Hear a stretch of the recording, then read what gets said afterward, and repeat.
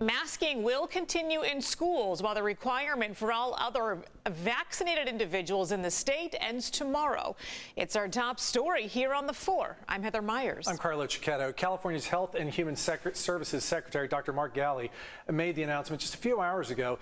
He also said he'll provide an update in 2 weeks on whether the requirement should stay in place. Political reporter Morgan Rynor joins us now. Morgan, what needs to happen in the next 2 weeks for them to back off on this requirement for students and teachers?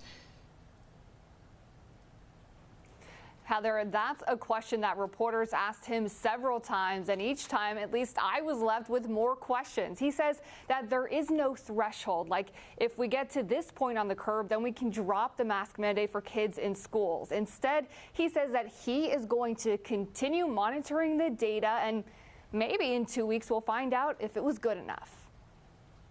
It's not the announcement these grandparents and student I spoke to Monday were anticipating, dropping the student mask mandate at the same time the state is dropping it for all other vaccinated individuals. I think it's a great idea, and of course people have their personal freedom. They definitely get kind of, I want to take this thing off, just like me. For some, like 17-year-old Max Bonilla, it feels like a lifetime ago when schools first announced they were closing for a few weeks in 2020. And I can just remember that moment. Everybody was excited. Everybody was happy. But I was telling him, hey, don't get too excited. This could be for longer, A few weeks for him turned into a few years. He graduated high school virtually, and his American River College is now virtual. He said he cares about taking COVID precautions, but he and his parents are tired of the way the state is handling it. They've seen pictures, obviously, at the NFC Championship with Governor Newsom and Eric Garcetti, and that's why they believe in mass choice. Health and Human Services Secretary Dr. Mark Ghaly was asked about the reaction we can anticipate from parents on this announcement following Super Bowl weekend.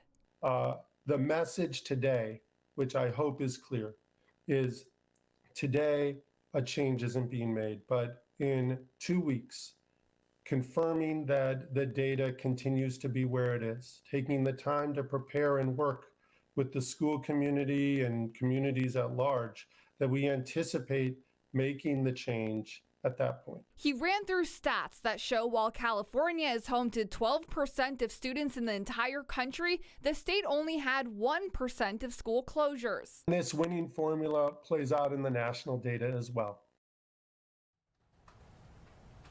Reporters also asked Ghaly several times who is influencing this decision. Is it teachers unions, labor unions, etc.? He said no, it's just him looking at the data. But just last week in a press conference, Governor Gavin Newsom said that schools, teachers, asked him for more time. And then today, the California Teachers Association tweeted saying that they fully support this decision. Well, Morgan, the Republican Party of California had something to say about this, released a statement earlier this afternoon. What did they say?